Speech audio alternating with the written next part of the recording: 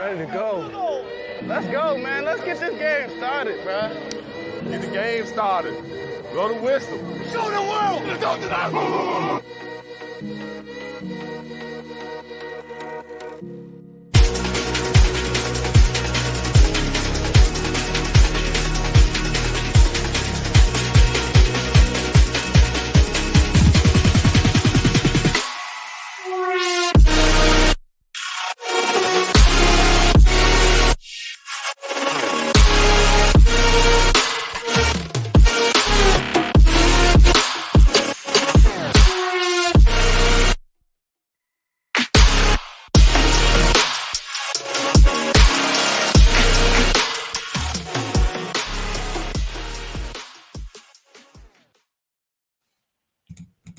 What is up, everybody? Welcome into another episode of The Cut. I am your host, Christian Williams, and I am here with Randy Hall. Randy, how are you, dude?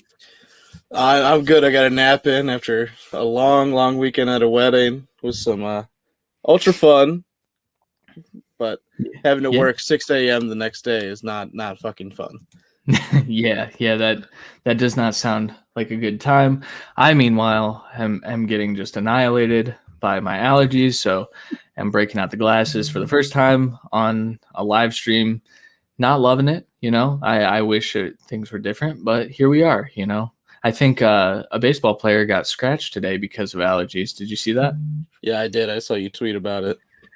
Yeah. So I also thought I was going to have to get scratched due to allergies, but here we are. We're going to power through. If you see my camera go off, it's because I am probably blowing my nose because that's disgusting. You guys don't want to see that. But all right. Thanks for joining us. We're going to be talking about Dynasty running back rankings today and some burning questions through the NFC North. But first, if you're joining us live, thank you guys.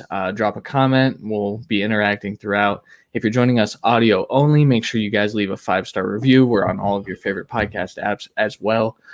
Follow us at The Cut FFB if you don't already on Twitter. I don't care if you follow us on Instagram. Subscribe to our YouTube. A lot of these streams are going there as well. I think that's it. Oh, I'm public. Oh, so Adam just published a Jalen Hurts article on thecutffb.com, and I am publishing a Carson Strong article tomorrow. So just go ahead and bookmark thecutffb.com, and lots of content coming. And welcome to all of our new contributors. Should probably mention that we brought on probably 8 to 10 new people. You'll see a variety of different pieces of content coming out here in the next few weeks. So very excited about that. Randy, do you have anything to add before we just jump right into our Dynasty running backs? Nah, man, let's get into this. All right. As we did with our quarterbacks, we're going to go 50 down to 1. So we're just giving you the top 50 here. The list, it definitely, like, you can see where the tier breaks are. And so we're going to start with guys 50 through 41. I'll read off the list. Latavius Murray at 50, 49 is Phillip Lindsay, 48, Chuba Hubbard, 47, Sonny Michel, 46, Kenneth Gainwell, 45, Tariq Cohen, 44, Alexander Madison, 43, David Johnson, 42, Raheem Mostert, and 41, Tony Pollard. Again, if you guys are joining us in the comments, tell us what you think we're crazy on as we're talking about these guys. But Randy, what do you think about that group? I mean, this is just that, like, hi. This is just that back end of the running back position. This really kind of puts into focus what you're going to be getting to if you don't go a little bit RB early. You're going to have to be taking shots deep. It's just not a great group. A couple of guys that have really good chances, like Mostert, David Johnson, possibly Phillip Lindsay, Latavius Murray to some extent, Cohen slightly, Sony. Just guys that could be somewhat relevant this year to be very relevant in case of maybe Mostert or Johnson, but could be just afterthoughts after the season. So their dynasty levels is just not going to be as high as what they could possibly put out for maybe just redraft this year. Yeah. So again, these are dynasty rankings. For redraft, I think we'd probably all have Mostert and David Johnson a lot higher. But I don't see David Johnson as having a ton of value. And I know he was productive last year, but that was in kind of more of a bell cow role. and they brought in a ton of names. I mean, Mark Ingram's there, Philip Lindsay's there, so I don't think he's going to see that type of workload this year. What do you expect of David Johnson's workload this year? I still expect him to be kind of the lead back, at least starting out, but you're definitely more of a believer in Philip Lindsay's talent than I am necessarily. I do think he was a little bit injured last year and tried to push through it because of the contract season, and that didn't work out great. But I do think he could bounce back this season. If he does, he's going to outperform David Johnson in the long run. I don't see them as a high touchdown team, especially because I assume no Watson. So it's just not he's going to be an asset, at least early. Maybe if he gets a 2-touchdown game in the first week or so, sell him. You know, the old Mark Ingram trick. Yes. Or the old Sammy Watkins trick. Oh, my gosh. Yeah, that's just 1 week, though. I will say, like, this group is filled with a lot of high value handcuffs. We did touch on that, but Pollard and Madison especially are the two that I think do hold some value. I don't think Gus Edwards made our list. I think he must be like 51, but he's just at the back. Gus Edwards is in that mold as well, where like Gus Edwards is probably going to run for 700 yards this year still, but still not be a super good fantasy option for you. And then dynasty wise, you have to wonder what his outlook is when he leaves the Baltimore Ravens. So just a guy that didn't make our list that I felt maybe should have. But again, so we ran these next to like Fantasy Pros consensus, and we are pretty much in line with them. So for the back half, yeah. When we get to the top, you'll see where we differ a lot. So let's move into the next group of people. We're gonna go with what did we just do through 40? Through 41, I believe. Yeah. So all right, 40 James Conner, 39 Melvin Gordon, 38 Leonard Fournette, 37 Kenyon Drake, 36 Nyheim Hines, 35 Devin Singletary, 34 Trey Sermon, 33 Zach Moss, 32 AJ Dillon, 31 James Robinson. My first impression of this, based on those first 3 to 4 names, just a lot of guys on their last legs. I mean, Melvin Gordon, James Conner, Leonard Fournette, I don't see as being super valuable in fantasy for long at all. If I could see Melvin Gordon not even having a fantasy relevant year this year with the emergence of Javonte. I know that's a little bit of a hot take right now. I think most expect him to be the lead dog for a little while, but I just don't see it. I think Javonte is a better version of him. So, well, I mean, in fairness to your point, it's not like Gordon had a 70% share last year. It was more close to the 50, 45, 55, anywhere around there on a given week, with Lindsay and other backs obviously included. And Javonte is better than all of those combined. So, at this stage at least. No disrespect to early Melvin Gordon, but he's certainly on close to his last leg. Kenyon Drake, the rest of these guys that aren't old are in uncertain backfields. Obviously, we have both of the Buffalo running backs here because no one knows what the fuck to do there. People love Zach Moss and oversell what he actually is, and people hate Devin Singletary and undersell what he actually is. They're both out here, though. AJ Dillon, he could be very valuable with the addition of Kylan Hill, though I'm not ultra certain how much work he gets. James Robinson should have been lead back. I don't know what's going to happen now. Sermon's probably the most shocking of the group. And obviously we have Mostert lower. But Sermon, it's not like he has like a soaring draft capital. We both think he's talented. Obviously there's not an extensive workload history to suggest ultimate success there. And they also drafted another back later in the draft. So yeah, exactly. I think it could be, this has always been a timeshare for the 49ers. It could be a little bit better of a running offense with Trey Lance in, but we'll see how it goes. But he's going to stay this low for us for right now. He could be very lethal, could be in the 20s, early 20s, late, maybe even back in teens next year, but we have to see a lot. Yeah. All right. Let's touch on this question. So, how do you guys feel about Elijah Mitchell's dynasty value, assuming Mostert is gone next year?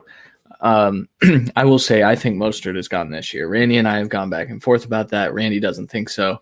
The Jeff Wilson Jr. injury might prove Randy to be right. It wasn't just the injury that's going to prove Randy to be right. I will say Jeff did, in his illustrious research, tweet out all the next possible cut candidates of the offseason. In that, the Mitchell and the practice squad was what me and Christian have been arguing about for a couple weeks now. Yes. I've been saying he's a practice squad player because I don't think he's a special teams player, and most teams wouldn't keep 4 running backs. Now that argument's probably null and void. I would assume. I know they have. He's still the 4th running back. Who they it's bring Gallman. In? Gallman's going to get the roster spot over him, I would assume. Yeah, but that practice squad's going to be iffy because I do think he could get picked up by someone, like Jeff just mentioned. But he also didn't get drafted till very late for obvious reasons. He's not a god by any sense of the imagination. He's nowhere near as good as Sermon, in my opinion, especially in this kind of offense. Doesn't mean he can't perform very well. People didn't expect anything from Mostert or Wilson or anyone, or look at all the Miami running backs or James Robinson or Philip Lindsay in the past. I mean, he could obviously take off. I don't see it happening in this backfield. I do think, like Jeff just said, he would be picked up quickly in theory, but all the places you would think he would get the spot to shine, like we just talked about with the Texans, they have 3 or 4 running backs already. I mean, maybe Atlanta, but they signed Hawkins, so they're probably invested in him instead. They Miami maybe, but they have a 3 or 4 system right now. I doubt they get him. It's just one of those things where if he's not going to get signed by a system that he could actually have a chance to sign in, do we care if he got picked up somewhere else? Yeah, and to the original question, I think he does have a little bit of value, but you're tossing him on your taxi squad at this point if you have one, and then you're just kind of going to see this year. Because like Randy's talking about, and Jeff in the comments as well, I mean, he might end up a practice squad player, and then you're rostering a practice squad player. You're probably going to end up dropping him at some point. I would recommend holding him because I think if Mostert does leave, then that's when Mitchell could have an opportunity. He's a very athletic dude. He reminds a lot of people of Mostert. So before we answer this question, just finishing off that question, if he is left on your practice squad this year and he's left on their practice squad or their 4th running back, and just they keep 4 running backs like a crazy team, the best scenario and honestly the most likely scenario is that it's Sermon and him next year as kind of a 1-2 punch with a veteran as the 3rd back just to help guide those 2 along. I think that's ultra likely next year. I think they're going to ride out Mostert for all he's got, and they're going to get rid of him after this year and just wear him down like every team does with running backs that are on small contracts, especially with the young guy behind. Sure, we might get to week 12 in Sermon's the full 60%. That's very possible. I just don't see it right now. Yeah, I just think they ride Mostert into the dirt, into possibly playoffs. Yeah, most likely playoffs. Yeah, yeah, probably. I don't know who you are because you just pop up as Facebook user because Facebook's wild. But the question is, should I sell high on Sanders right now? I've been thinking about it for some time. It would not kill my backfield if I do. We will definitely talk about Miles Sanders in a little bit, but in case you don't want to stick around, I would say no, personally. I think the biggest part of this is can you sell high? I think it's selling low at this point. Yeah. I think your best case scenario, if you don't want to continue that, his involvement on your team because of the uncertainty of that backfield always, and it always kind of being a committee, I would wait till he has a good game because he is going to have a good game because he's very, very fucking talented He's the clear workhorse of that team. But I understand maybe wanting to move on, but he's criminally undervalued right now because of that influx of competition. I would wait. Yeah. And where he lands in our consensus rankings, you'll see exactly why we don't think it's selling high right now. And I mean, he was lethal with Jalen Hurts at quarterback, and I think I think Miles Sanders is going to have a nice big bounce back here. Let's move on to the next grouping. So this is going to be our 30 through 21. Typically, we would have separated it out to RB1s and RB2s, but the graphics didn't line up, so sorry about it. I'm sorry. So 30, Mike Davis, 29, Michael Carter, 28, Myles Gaskin, 27, Damien Harris, 26, Ronald Jones, 25, Chase Edmonds, 24, Josh Jacobs, 23, Travis Etienne, 22, Kareem Hunt, 21, Chris Carson.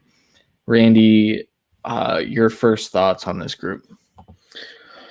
Oh, it just kills the vibe to see Josh Jacobs so low, but I understand it. I don't think I had him high, so it's not like I'm helping the situation at all. As I quickly double check where I have him. Yeah, I have him at 20. And it's just, I love Josh Jacobs' talent. I think he can be that 3. I think he can be that Derrick Henry role, in my opinion, with a little bit better pass catching skills.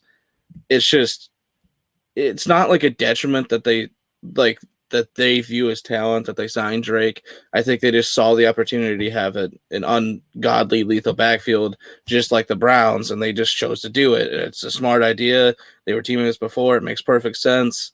They like each other. They can work together well. But because of that, his value has tanked from back-end RB1. Some people had him 5, 6 at a time last year. Obviously, the line being a little bit shifted around does drop him as well. And it's just, this is definitely going to be a run-focused team. It's just he's not going to get 350 carries ever in the next 2 years at least. He'll get 200 plus for sure. Don't get me wrong. And he can be very, very effective, but he wasn't always the touchdown fiend. So there's a little bit of questions there, how it's all going to play out. And Kenny Drake is clearly going to be the passing down back. So if this is a full PPR league, he has to drop down. These are full PPR rankings, so he's got to be down a little bit low. It sucks, but it's just how it has to be. Yeah, and I mean, I guess I didn't realize how much money Kenyon Drake is getting, or how little money he's getting. He's definitely getting backup money, but the problem is the Raiders love giving their backups just way too much play. They like trying to keep Jacobs fresh instead of using him like a workhorse. And so now when you have a more talented back in that role, it's tough to see Josh Jacobs being anything other than an RB2, right? Well, that's the thing. Like, Jacobs got the amount of touches to be a workhorse still, even with us being frustrated that they use 2-3 backs most games. I think this just makes it a complete 2-down system where these two are possibly on the field at the same time, absolutely killing it. This is a team that's going to use their fullback. This is a team that's probably going to have 2 tight end sets a lot, obviously with one of the best tight ends of football being Waller, who is a good blocker, but obviously an absolutely lethal passing option. It's just one of those things where I expect some RB1 weeks, just simply because a touchdown and getting 20 plus carries, it's going to happen. They can score points, this offense, and Drake didn't hurt that. It only helped it. So he's going to have RB1 weeks, but there are going to be weeks where he's going to have 15, 16 carries every week still. It's just, he might not get a touchdown. He might only have 50, 60 yards. So it's an RB3 week, most likely, if he doesn't get a touchdown that kind of week. We saw that kind of with Todd Gurley last year with that kind of production. So that's the concern because of Kenny Drake. Yeah. Really quickly, too, I've made it known that I think the Raiders offense is better than the Chargers offense. So shout out to at FFB_Victoria, who we went back and forth on it. I think people are expecting a lot out of the Chargers offense and a big leap from Justin Herbert. We talked about that a little bit last week, so I don't want to go too in depth on that. People will always, I mean, obviously we have Herbert ranked much higher than Carr. Don't get me wrong, but people always are going to undervalue Derek Carr. He has a lot of QB1 weeks. He can get a lot of touchdowns. He runs the ball in. He's criminally undervalued, just like Tannehill has been his whole career. Doesn't mean they're the greatest quarterbacks in the world and they're going to lead him to a Super Bowl or anything, but they're always going to be a better football team than fantasy team, in my opinion. Yeah, that's just kind of the Gruden vibe. Yeah, for sure. And then lastly, you heard Mike Davis's name. Obviously, his 2021 outlook right now looks really juicy, just like his quads. They're looking pretty juicy as well. But outside of that, like, I don't know what Mike Davis is. And so while in that offense, he may be close to an RB1. He's going to get the volume and he has the touchdown opportunity because that offense should be good with Kyle Pitts. And depending on what they get back for Julio, which is probably not shit, just based on the leverage that they don't have. But I think ranking him here is pretty much across the board. Pretty much everyone's going to rank him here. And then moving on, Damien Harris, he falls outside of the top 30 for most consensus lists. This is probably due to me. It might also be due to Adam. Randy and I have always gone back and forth on Sony versus Damien. And this year, I think it's going to be mostly Damien, but I think if Sony makes the team, he's still going to have a role. I think Sony's making the team. It's a split backfield. Damien Harris just has a longer tenure left in the backfield. Yeah. It's true. And then the guys at the top of the list, Carson Hunt. Hunt, obviously, I think has probably 2 to 3 more years of outperforming this ranking. But there's also uncertainty of if he'll be with the Browns past next year. They tried to trade him this offseason. So just a little bit of uncertainty with those guys, which is why it bumps them down just a touch. Do you want to talk about anyone else in this group? Not necessarily. No, it's fine. Probably could have talked about Chase Edmonds, who, again, got lucky. I was going to say, what is there? They brought in James Conner to back up money, and he most likely will get first crack at it, but Edmonds is going to be a third down back and most likely beat him out, but where's it going to land in?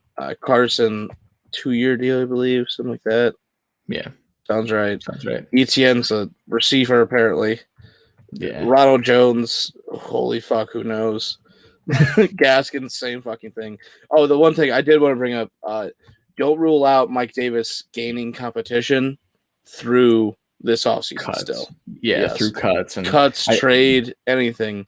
They could bring in Melvin Gordon. They could bring in James Conner. They could bring in Leonard Fournette. They could bring in Ronald Jones. There's a litany of people still could. Sony Michel, yeah. Cut me off. There's a lot of guys that could end up on this team. In Mostert, if he's cut, he is going to Atlanta. I think they're in New York to go play for his old coach. But yeah, it could be New York too, sir. Yeah. Very true. But that's the biggest things for me. Yeah. All right, let's get into our 20 through 11. We'll put them up here. So Javonte Williams at 20, Cam Akers at 19, 18 Ezekiel Elliott, 17 Antonio Gibson, 16 David Montgomery, 15 Najee Harris, 14 Clyde Edwards-Helaire, 13 Austin Eckler, 12 Miles Sanders, and 11 J.K. Dobbins.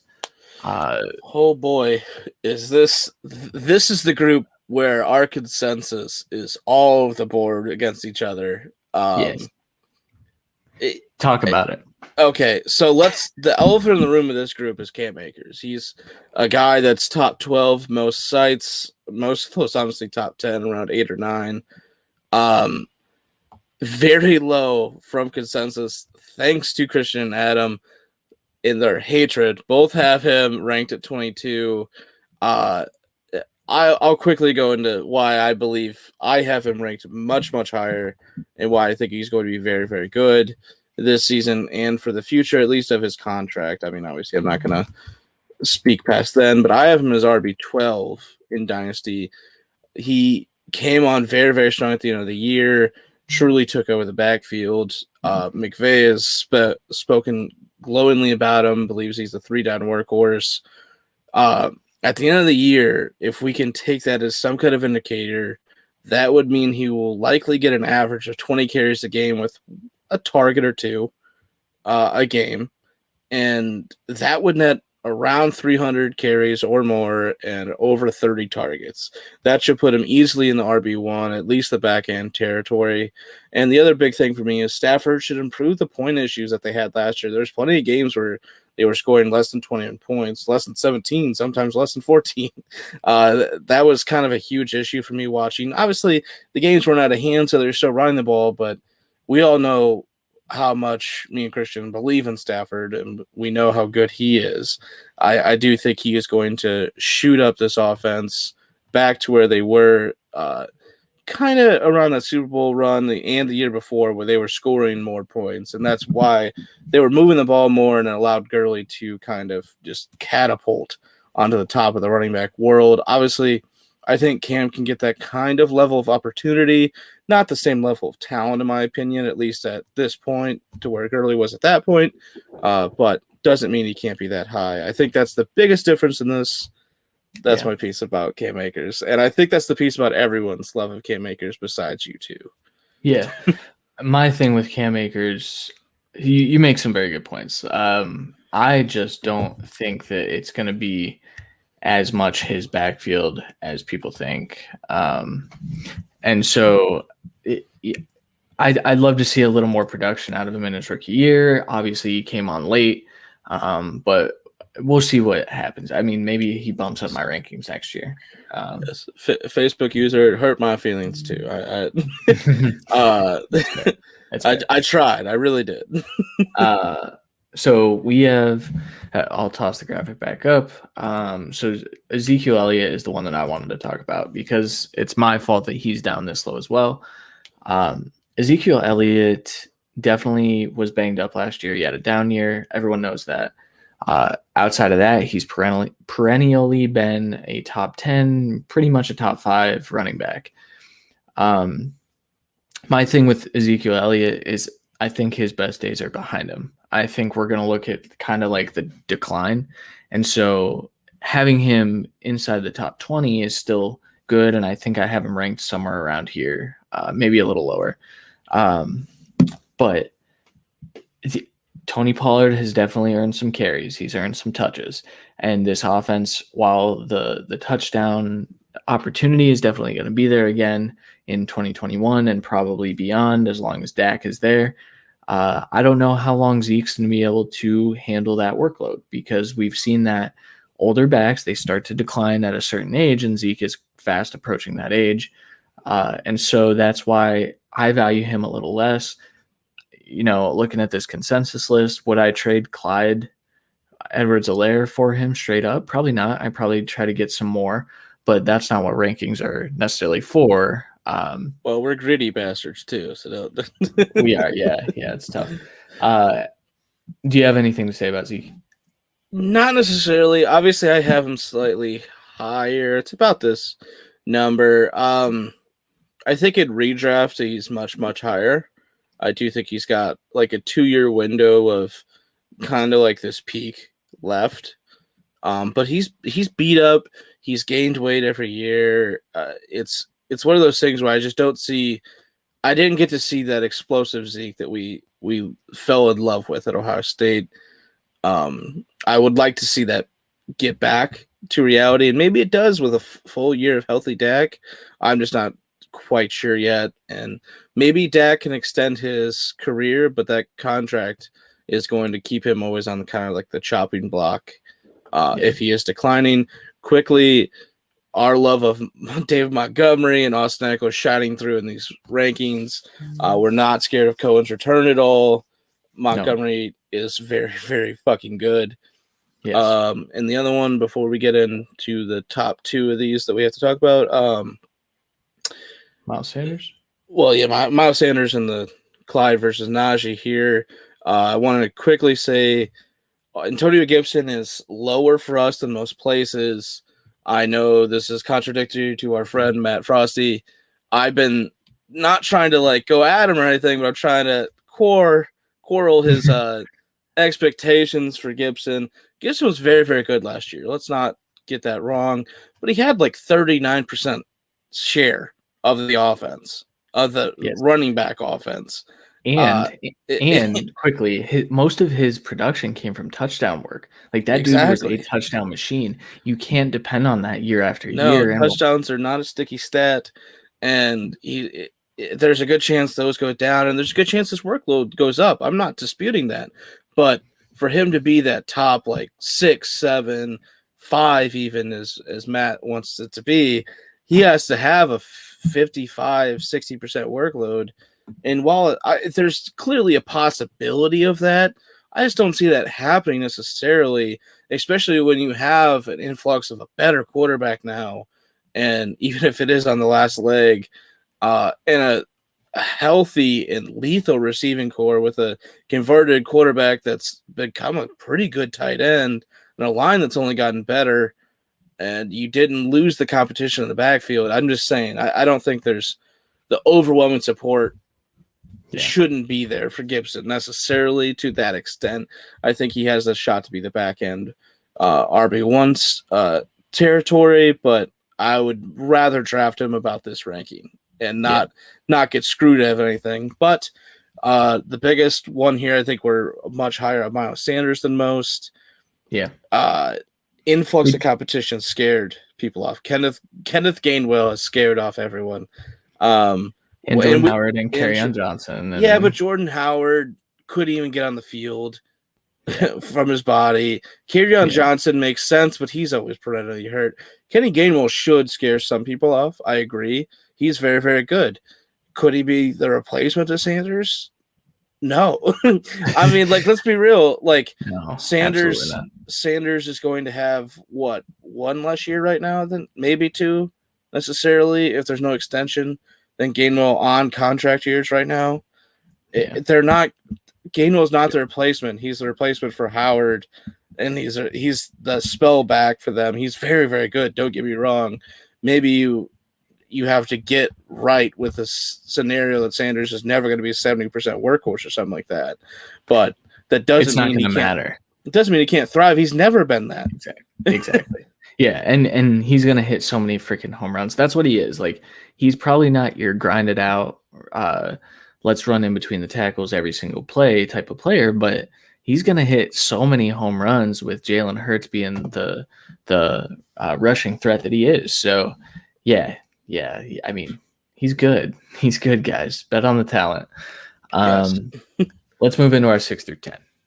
So into a new graphic. Jordan Howard did come in to snatch a couple. Quickly, just before we talk about these guys, quick consensus: we have Clyde over Najee. It's mainly because the other guys. I am full on the Najee train. I have him as RB11. The clear concern: the line is nowhere near as good as it's been for Connor, for Bell, for any of the other Steelers running backs of old that are good. But Najee is as good or better than those guys. That's the thing. And Ben can't throw more than 30 yards, so he's going to be dumping down. But yes, that just quickly, and then top 10. Yes. My God. All right. So 6 through 10. So 10, we have Joe Mixon, 9, DeAndre Swift, 8, Aaron Jones, 7, Derrick Henry, 6, Jonathan Taylor. Two guys stick out. So the first one that we should probably talk about, Joe Mixon, right? Yes. So Joe Mixon, he's 15 to 17 in most spots. There's a lot of recency bias baked into that ranking, right? So Joe Mixon, he has it. If you're looking for a guy that you think could finish as the RB1 or a top 5 running back in these like mid rounds, like I would say you can probably get Mixon. I don't know what his ADP is looking like, but 4th, 5th.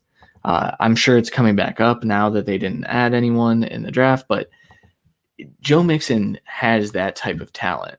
And while some people say, well, he's not that type of player, he's never been that type of player, that's true, but he's always been hurt as well.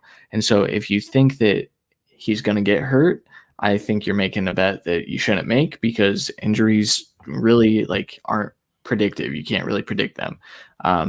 But Joe Mixon, in my opinion, has the opportunity to be a top 3 back this year. So I probably ranked him a little. I think I have him at 9. Randy, I don't know where you have him.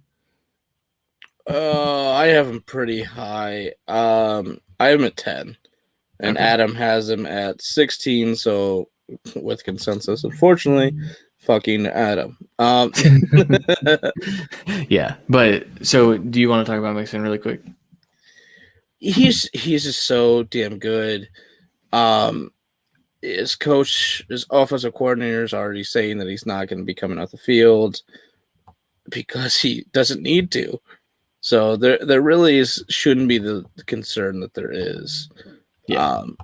And the injury bias is fucking rampant in this one. It's kind of alarming to an extent. Him and Eckler are going around the same spot most places, and it's just wrong. They're both there's. It's just a group of talent going about the same spot that's going to be absolutely lethal. Yeah, in drafts. Yeah. That's the point I was going to make. I'd be comfortable with either one. I might pick Eckler in full PPR just because of the receiving work, but yeah, those are 2 guys that I will be targeting everywhere unless you guys correct it and listen to us and fix their ADPs. The other guy in this group that we need to talk about, so DeAndre Swift is normally around here. Aaron Jones normally around here. Same thing with Derrick Henry. Jonathan Taylor, shockingly to me, is normally higher than this. Some people have him as their RB1. Others have him top 3. Others top 5. Listen, Jonathan Taylor in his first 10 weeks as a rookie was not that good. He just was not a very good running back. There were real causes for concern, whether it was his vision or just his failure to really make an impact in the receiving game, because they have Nyheim Hines still. And guess who they also have coming back? Marlon Mack. And I know not a ton of people are putting stock into that, but Marlon Mack was he was an above average running back for them, and he was the starter until he tore his Achilles. So expecting him to not get on the field at all, I think is foolish. Randy, how do you see that playing out? Did that impact your ranking of JT? Yeah, it impacted greatly. You go around and you can see that Taylor's at anywhere from 2 to 4 pretty much is locked in where he's at everywhere. Don't get me wrong, like we have him at 6 consensus. I have him at 6. I'm higher than both of you. You have him at 7. But there's just this level of just giving him so much leeway because of that back end of the year and how he really shined in the back end. There's plenty of guys that did. He's the only one that's getting the love for it. And I find it kind of wrong.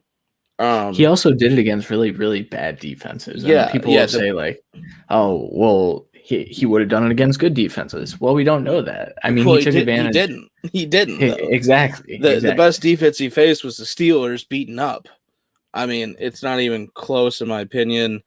And listen, we have him at 6. Like, yes, we're lower than consensus, but we have him at fucking 6. Yes, he's a young stud. He proved everything.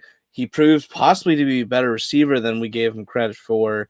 Not Absolutely. really, though. He kind of did the Derrick Henry dump-off bullshit, where it's not really a receiving back still. Nyheim Hines is clearly going to be in 3rd downs. Jonathan Taylor does not deserve to be on the field for those downs unless it's short. Marlon Mack will get touches. They are going to use 3 backs. Yeah. And for that reason, he has to be lower. Yes, he's going to be the goal line back. He's going to get all those touches. I have good expectations for him, but guess what? He was the goal line back last year, and Nyheim Hines still stole like 4 or 5 goal line touchdowns. Here's the thing. They used to put they did just last year. They put Nyheim Hines in on like 4th and inches and 4th and 1. Yeah. So they had more trust in him finding a gap that the offensive line created. And we also haven't really talked about how they didn't really upgrade.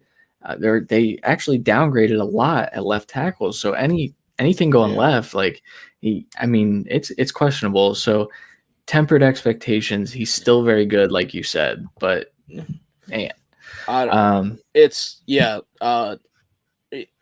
he is going to be a league winner if he's 15 to 17 in dynasty startups.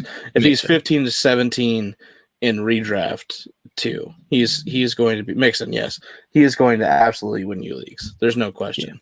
He's going to be an RB1, and there's been a lot of traction lately of the bold take community saying he will be the RB1, and it's not out of the realm of possibility. Yeah. It depends on how good that offensive line actually is. It's not that improved to me, but we'll see. All right, let's get into our top 5. So you could have deduced that this is the 5 that we would have had, or we were crazy. But Nick Chubb at 5, Saquon Barkley at 4, at 3, Alvin Kamara, at 2, Dalvin Cook, and at 1, Christian McCaffrey. The main thing to talk about here is the Nick Chubb ranking. And so the first thing I want to say is he was RB8 in points per game last year, but that also was RB8 in points per game while missing 4 games and losing out on that touchdown upside. So if he plays a full 16, and he missed games again. 17. Yeah, full 17 now. If he plays a full season, you're looking at a higher points per game as well. And I know that sounds kind of weird. Like the reason you do points per game is to negate when players miss games, but it's true. Like he missed out on games where he would have beat up on the defenses. And we saw it with Kareem Hunt doing the same thing. Yeah. Shout out to the Facebook user. Can't wait to see Chubb. People need to see that guy as a top 5 dynasty running back more often, in more words than there. But yes, so Nick Chubb, in my opinion, he finished as the RB11 last year with only 12 games, guys. So Nick Chubb, the sky's the limit for this guy. And honestly, I think Kareem Hunt's going to be used even less. Kareem Hunt led that team in carries last year. People don't understand that. Somehow Nick Chubb is still the RB11. It's insane. The dude is so talented. The dude's an absolute monster. He's going to be a Brown for his whole career. He is never a problem, beloved by the fans, beloved by the organization, beloved by the coaching staff. This is a run-first team by far. Both him and Hunt are going to be absolutely lethal, and Chubb's going to be an easy RB1, if not top 5, if not a shot at RB1. He's had a shot to be the yards leader twice. I think he gets it this year, even with Kareem Hunt. Yeah, easily, in my opinion, because he would have just annihilated it last year. And that's with a 2,000-yard running back in Derrick Henry. That's absurd. Yeah. The other guys, I mean, pretty standard. I guess we were probably a little higher on Kamara. He's probably like 4 or 5 for most people. The report came out that they're going to lean on their running backs. Of course they are. They did last year, even with Brees. Yeah. So, I mean, Kamara's going to get a ton of work. He's not going to hurt because Brees is gone. Because if somehow Taysom Hill wins that job, that's all he can do. He can't do anything but dump down. So, if Jameis wins it, I mean, we'll see. Yeah, CMC keeping his top spot with Darnold coming in. Honestly, this offense is either going to be at the same level or better. I think that's without question better. I'm just saying, like, I think worst case it's the same level, and in that case, McCaffrey should be really, really good because Mike Davis was good in that offense with his absence. Dalvin Cook shooting up to 2, deservedly so. The dude, even without playing every game every year, has just earned the spot at this point. And we're lower on Barkley, and I think that's deservedly lower. We got to see it, right? We had an argument last year that you said that Saquon was not going to be a top 5 dynasty running back going into this season. I said you were wrong and you were crazy. And then we get to it, and I'm the lowest on him of the group.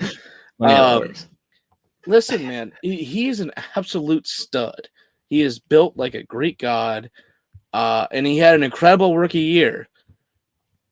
But so did Evan Ingram, and Evan Ingram was not a top 5 dynasty tight end.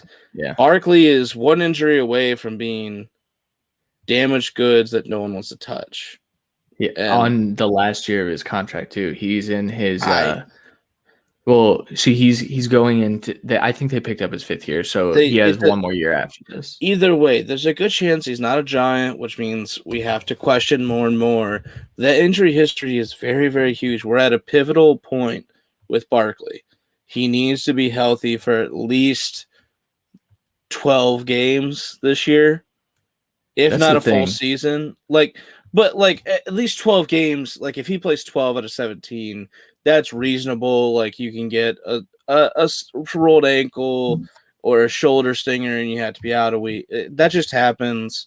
I get it. I don't want any minor injury to act like Saquon's a dead body. It's just if he gets another major injury, and that's 3 straight years of him crippling your team. Yeah. It's a detriment to not only your fantasy team, so you have to bake that into his startup value and dynasty value. It's an injury. It's just crippling to him. He might not be ever viewed as that guy again. I know we give certain running backs the chance all the time, but he's dangerously close to being Evan Ingram. Yeah. To being that 1 year rookie sensation wonder and never amounting to that again. Yeah. It's scary too. I mean, and we might sound contradictory, right? Because we just said, well, Mixon, he's had injury history and we're kind of ignoring that. But Mixon's injury, the dude didn't get scratched until day of the game every week. And then he pretty much, we found out that he was out like towards the end of the year. It was like on Thursday and Friday. But he wasn't declared out for the year until 2 weeks before the season ended. And so that's a little different than an ACL injury and high ankle sprains and twisted knees. And like Saquon is building up quite the injury history where you start to question it. And let's not leave out the fact that when he did play last year, it's not like he was the RB1. He was struggling. Now, was there tough matchups in there? Yes, he faced the Steelers, I believe, week 1, who at that point were just the lethal headhunters that they were. I get that he had a tough beginning to the season, but he still didn't do much when he was there. And when you're this level of running back, you almost assume that you're going to at least do something. Yeah. All right. That's enough of the running back talk. So, talking about McCaffrey a little bit more, like we said, he should be good. And I know a lot of people are hesitant to put him as the RB1 because of his size. He got injured 1 year. He's going to be back. He's going to be fine. I don't really have a ton of concern. When he played, his points per game shit on everyone else. And so remember that. Yeah. And all signs, like he would have played. There's a lot of things saying that he probably could have came back last year if they would have been a better team. Yeah. Yeah, if they didn't have Teddy Bridgewater. All right, let's move into our Burnin questions segment. So this is going to be where we talk through some of the most pressing questions of each division. And we're starting with the NFC North, and we're going to start with the Chicago Bears because Justin Fields, of course, why wouldn't we? So the 3 questions we have here, I'll just read through them, and then we'll go back and touch on them. Justin Fields starts by week what? What does Tariq Cohen's role look like? Is the defense still elite? And we might have a bonus question in here for you later. Randy, first question, Justin Fields starts by week what? So I'm actually going to do the same thing I did with Herbert last year, which you gave me flack for, which is going to bite you in the ass here. I say guarantee Justin Fields starts by week 7, meaning that they may give 6 weeks for Dalton to prove that he should be the starter because he's the veteran, and maybe they want to just slowly bring along Fields. Obviously, that didn't end up happening with Herbert thanks to medical staff, but I don't expect that to happen in Chicago, even though it is kind of an organization that's had its ineptitude at times, so it could happen. Who knows? Yeah. I saw the report today that Justin Fields will have every opportunity to win the job in camp. That is a new report. Jeremy Fowler, the Steelers beat, reported that. I don't know how he knows since he's covering the Steelers, but I'm going to run with it, and I'm going to say by week 1. I say Justin Fields does not make it out of camp without being declared the starter. I would say after like week 2 of the preseason, we know that Justin Fields is starting week 1 against the freaking Los Angeles Rams. Terrifying as someone who is a Justin Fields truther. You guys know how I feel about him. But I think if he's the real deal, it doesn't matter, right? He's going to go out there and he's going to play like anyone else would play against the Rams, though not many people play super well against the Rams. Randy, we clicked on the same music time. It depends on if the doctor decides to stab Dalton too. Exactly. I was also really quickly, I was talking to Dave Kluge, or I saw Dave Kluge talking, maybe. I don't know if I joined. But week 4, I believe they have a cake matchup against the Lions. And so if not week 1, week 4 is kind of what people are thinking. Well, and by me saying by week 7, that doesn't mean he can't start week 1 as well. When that pointed out, I'm just saying, I think if they do give the shot to Dalton, generally that shot would be anywhere from 4 to 6 weeks. Yeah. So, all right. We talked a little bit off air about this question, but Tariq Cohen is returning from ACL, MCL, some type of CL. And maybe PCO. So we don't have concern that it's going to impact David Montgomery, but I want to know what you think Tariq Cohen's role looks like in 2021. It's not going to be like it was. I think that's the clear. When he was basically the lead back for Chicago, obviously it was Jordan Howard. He was the 1-2 down, but they were dumping down to Cohen a lot. Montgomery is a passing capable back.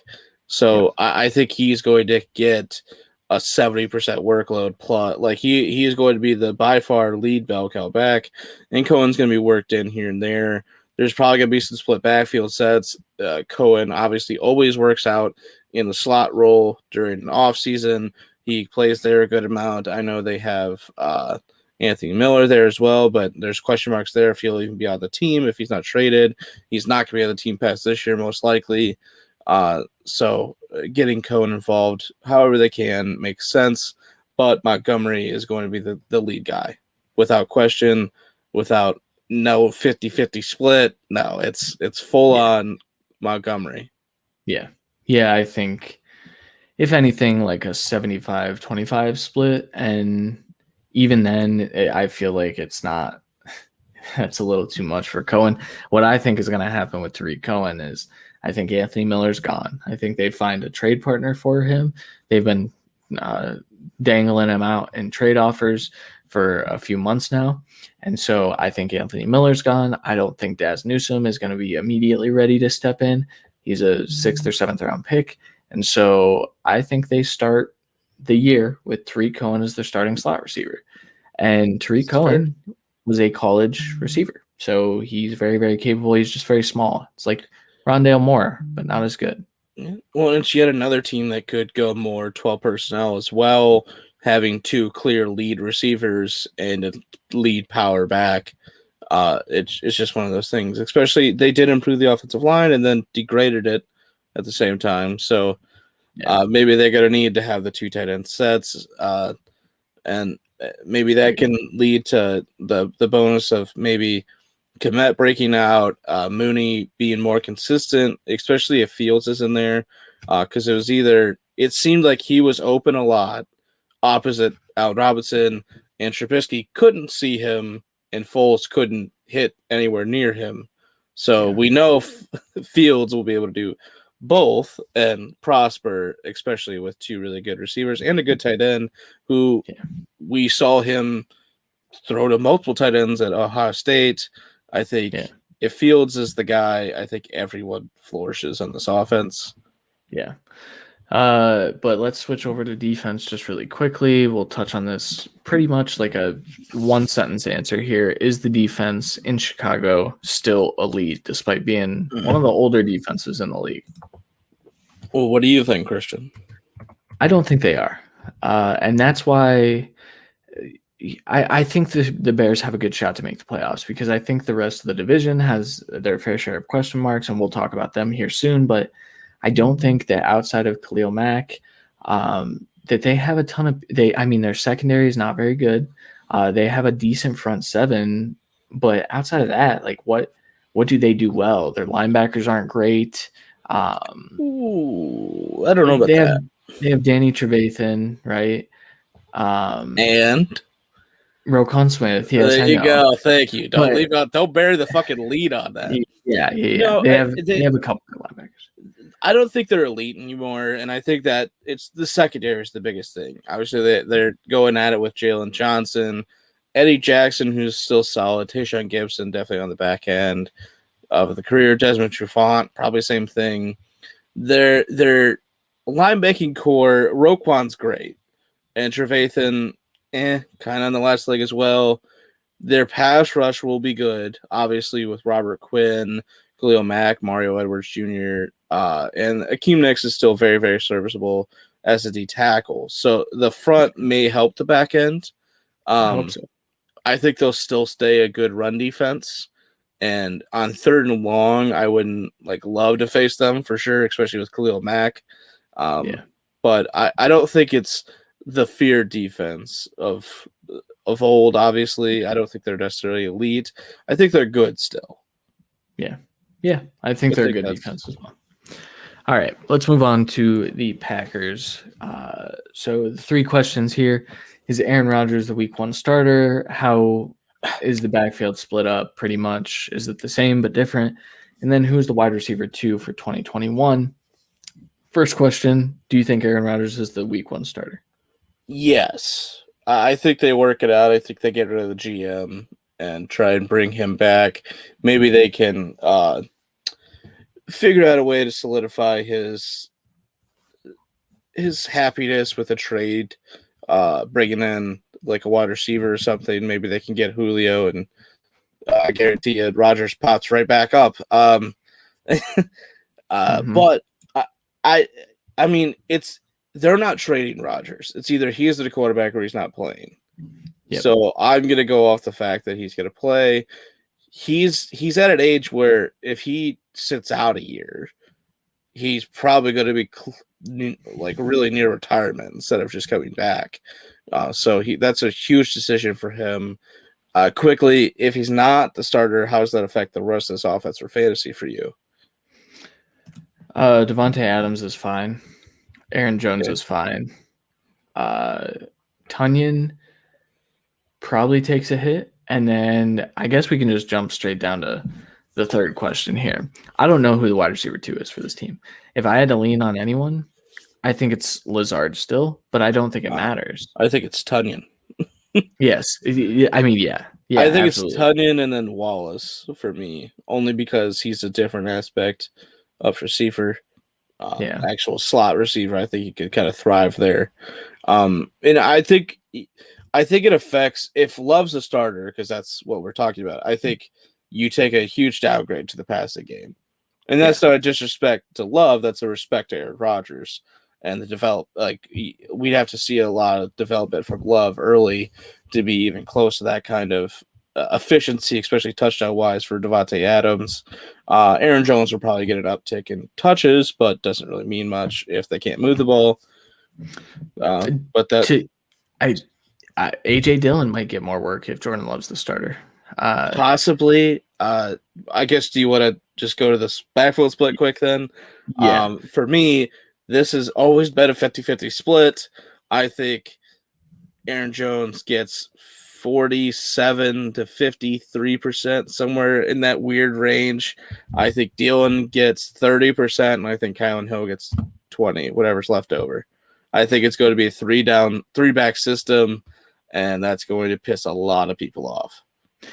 Yes, but I also think that I think it's going to piss off AJ Dillon fantasy managers a little bit more, because I think they're going to start him expecting 50%, and I'm kind of with you. Kylan Hill was one hell of a fucking value pick, dude. Exactly. There's gonna be a group that thinks that because Williams is gone, Aaron Jones is going to get 60-70%, where he's not. He's just fucking not. but he's been lethal with 40 to 50 or 40 to 55. So Yeah. it doesn't mean he's not going to be good. And then people think A.J. Dillon's just going to get this whole uptick. A.J. Dillon's not fantastic pass catching back. Williams was better than him by far. Kylan Hill was better than him probably in that aspect already, I'd say. Yes. It really just depends how quickly Hill catches on with them. But I do think he works in at least 10% without any kind of help. Like without any kind of development, I think he gets 10% of this workload, which means A.J. Dillon is already not a tremendous value unless he gets a bunch of red zone work, which sure, maybe he does in like the ultra short, but like Aaron Jones has been very, very efficient. He's one of the best. So like it doesn't make sense to kick him off the field. Yeah. Yeah, and that's what Aaron Jones does best. I don't know how he does it. He's not the biggest dude, but doesn't matter. Kamara does it too. He's nowhere near the biggest. It's very true. All right. That'll do it for the Packers. Let's move on to the Lions. The 3 questions here, and I better get that ticker off of there. Okay. Who leads the team in targets in 2021? What are the expectations for Jared Goff?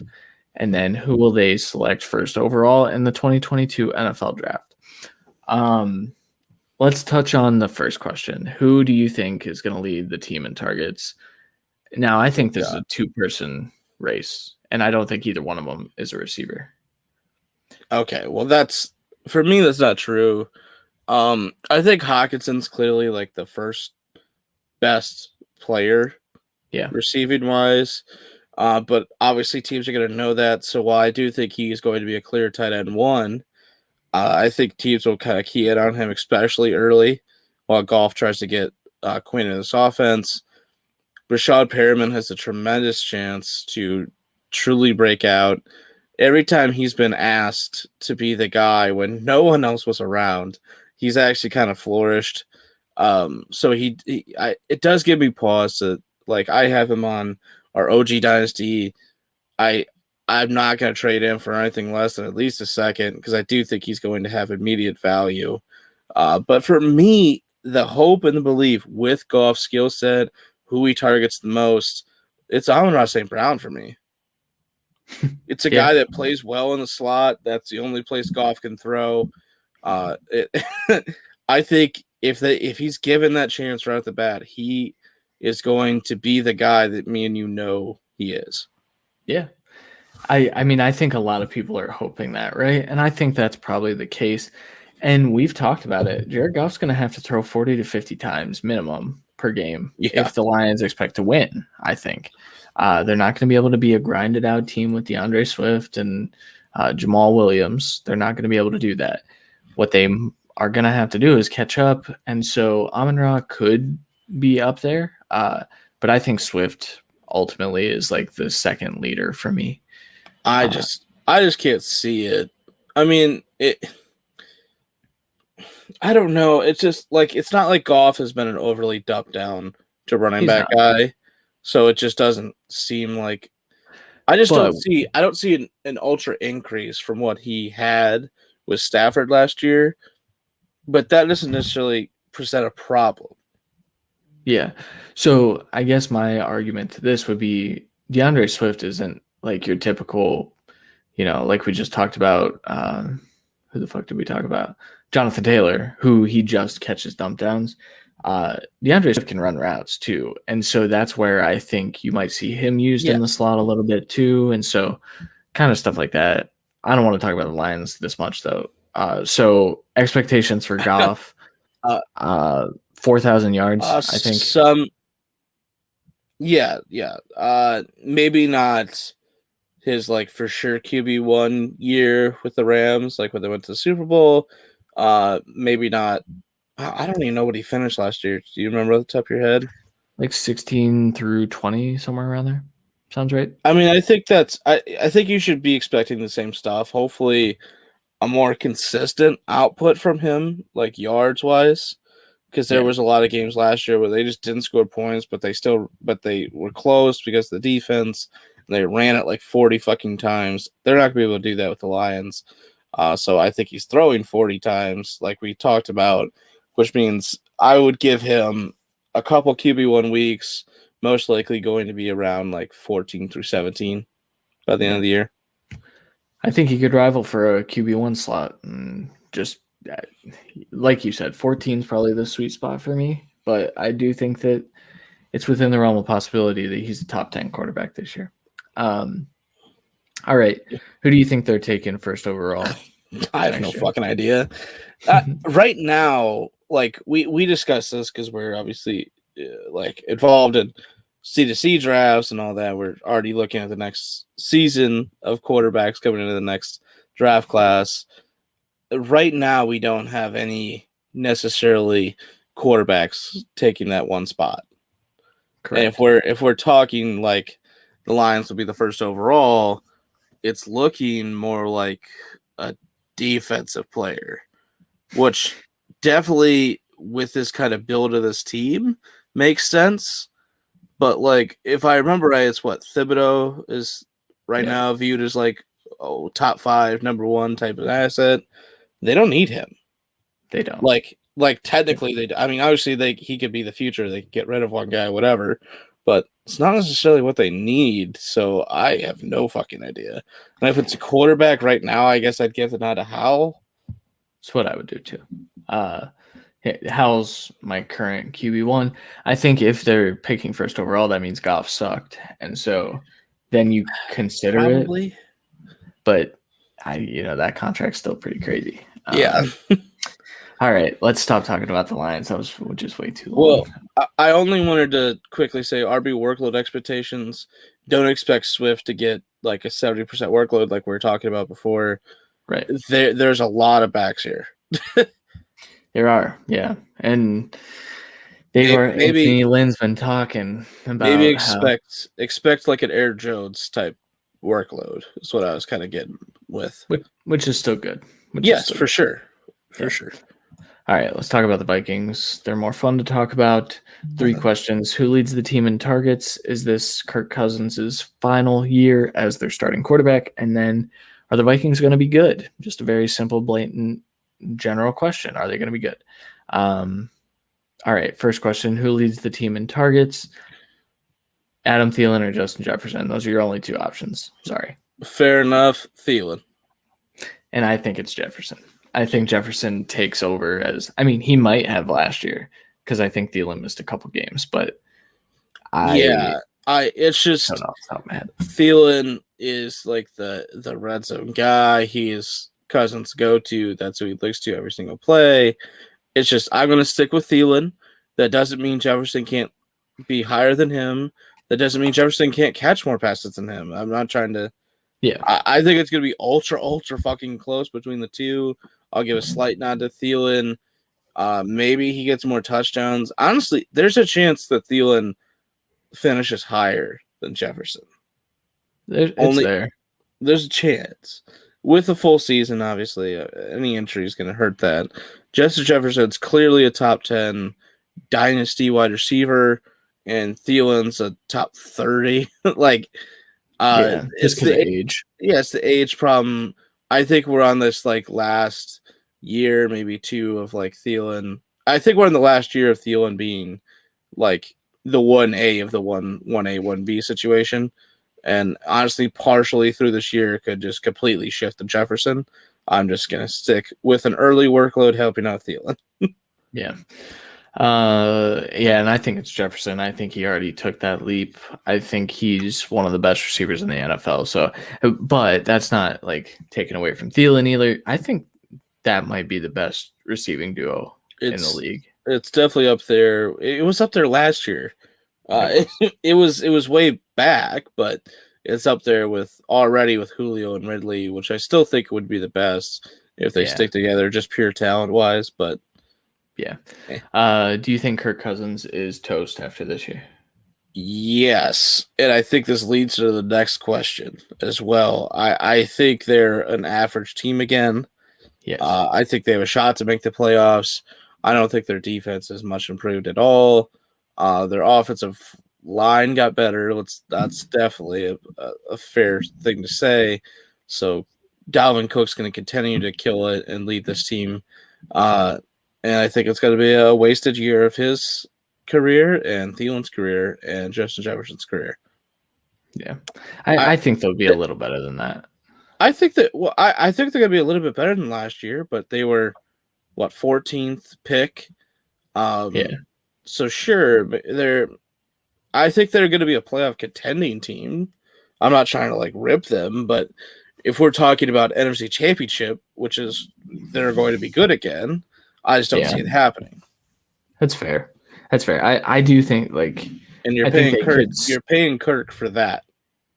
That's true. Yeah. I think they sneak into a wild card spot. That's what I think. Yeah, but sneak into a wild card spot, get smoked by the fucking 49ers. Yeah. Yeah, you're right. You're right. I also think this will probably be the last year we see Kirk Cousins. I think they're going to have to do some maneuvering, though, because I don't think it's going to be Kellen Mond taking over that quarterback room. So we'll see. Yeah. And then lastly, Irv Smith, you wanted to talk about him, right? Yeah. Where, do you think he is going to be productive enough thanks to the Kyle Rudolph leaving? They did draft a couple guys to be there. Do you think there's enough targets going around that he is going to be a clear tight end one? Yes. Because I don't think that I think Zach Davidson is going to step in and he's going to have a Kyle Rudolph like role, but it's not going to be as pronounced. He's going to take some time to work in. He's going to be on the field, I think, in 12 personnel, but he's not a very good blocker either. So he may struggle to get anything outside of big slot work to start. And they don't need a big slot because they have two receivers that are very, very good at playing slot, and so is Irv. And so, they could do that. Go ahead. Well, I was gonna say they could do that more recent approach of having him lined up outside with one of Jefferson and Thielen lined up on the other outside, and the other one in the slot with Irv still on the line. It's happened pretty much everywhere since probably the Patriots did it with Gronk, and Gronk first, and now it's Kelsey. We see it with the Seahawks, even the Raiders do it a dick ton. Like it's one of those things that the Falcons are going to do it. But I think Irv Smith's a top 10 tight end. Yes. Sick. All right. Cool. All right, that will do it for our burning questions for the NFC North and our Dynasty running back rankings. If you guys enjoyed the show, make sure you hit it up on your favorite podcast app. Just subscribe to the podcast on there too, even if you watch us live. We love the subscribers, and we would love any 5-star reviews that you are willing to dish out, even if you don't think we're a 5-star podcast. You know, sometimes we're not. Maybe we're like a 2 to 3 star, but if you toss us a 5, it's okay. You know, you can tell us that we suck after the fact.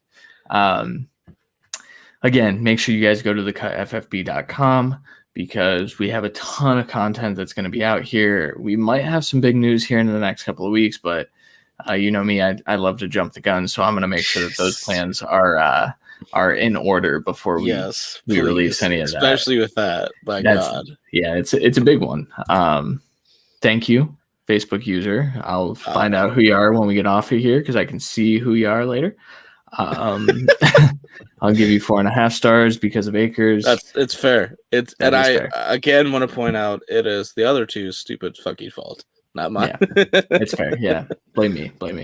All right, yeah. Follow us at the Cut FFB, all that stuff. Follow me at C Williams NFL. Follow Randy at R Hall NFL. Randy, do you have anything to add before we bounce? No, let's get out of here and get prepared for next Monday. Yes. What are we talking about next Monday? We were talking about Dynasty wide receivers. And the AFC North. Oh, that's going to be a fun one. I'm sure we're going to get into it. Probably won't be too argumentative. I think it'll be pretty much a good conversation. But all right. Well, we will talk to you guys then. Again, we're always live at 10:30 p.m. Eastern time on Monday nights. So we will see you again next week. For Randy Hall, I am Christian Williams. We will talk to you guys then. Later.